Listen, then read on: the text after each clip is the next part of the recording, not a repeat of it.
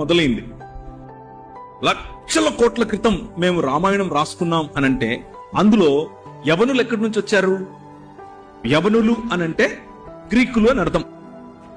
భారతదేశానికి గ్రీకులు ఎప్పుడు వచ్చారు? ఎవరని చెప్పండి. భారతదేశానికి గ్రీకులు ఎప్పుడు వచ్చారు? అలెగ్జాండర్ వచ్చినప్పుడు వచ్చారు. అలెగ్జాండర్ ఎప్పుడు వచ్చాడు?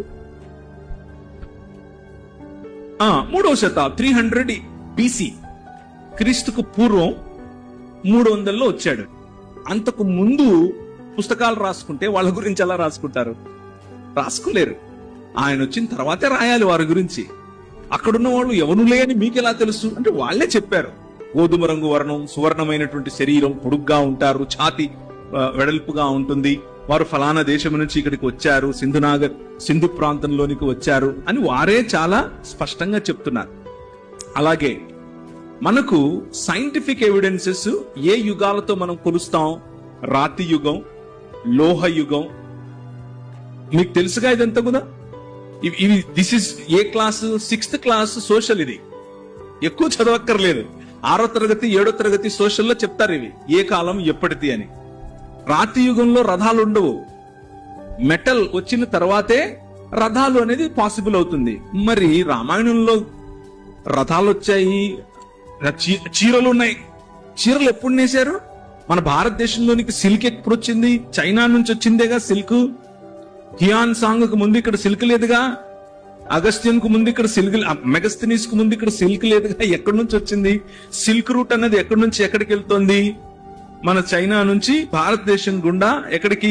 తుర్క్మెనిస్తాన్ దాటి తుర్కీ వరకు వెళ్తోంది. ఈ చీరలు నేయాలి అంటే ఈ చీరలకు ఇచ్చినటువంటి సిల్క్ ఏ సమయానికి వచ్చి ఉండాలి? లక్షల సమయాల క్రితం కాదు. మహా అయితే క్రీస్తు పూర్వం 3 లేకపోతే క్రీస్తు పూర్వం 4వ శతాబ్దం. కాబట్టి ఈ పుస్తకాలకు ఆధారం లేదు, వారి సంస్కృతికి ఆధారం లేదు. సంస్కృతికి క్రీస్తుకు పూర్వం భారతదేశంలో ఉన్నటువంటి ఇండస్ వ్యాలీ సివిలైజేషన్ లేకపోతే మొహెంజోదారో హడప్పా నాగరికతగా పిలువబడిన సింధు నాగరికత ప్రాంతానికి ఆధారం ఉంది. ఆ సింధు నాగరికత ప్రాంతంలో లిపి లేదు. భాష తమిళ నాగ భాష. తమిళ నాగ భాష దానికి ఆధారం ఉంది. అదే లిపికు అదే సంస్కృతికి ఉన్నటువంటి ఆనవాలు మధ్య మరియు దక్షిణ భారతదేశంలో వేరు వేరు సంస్కృత రూపంలో తవ్వకాల్లో బయటపడ్డాయి. అక్కడ కూడా వీరు చెప్తున్నటువంటి సనాతన ధర్మంలో ఉండే ఒక్క దేవుడు గాని, ఒక్క దేవత కాని, ఒక్క పుస్తకం కాని, ఒక్క దాఖలా కాని ఏది బయటపడదు.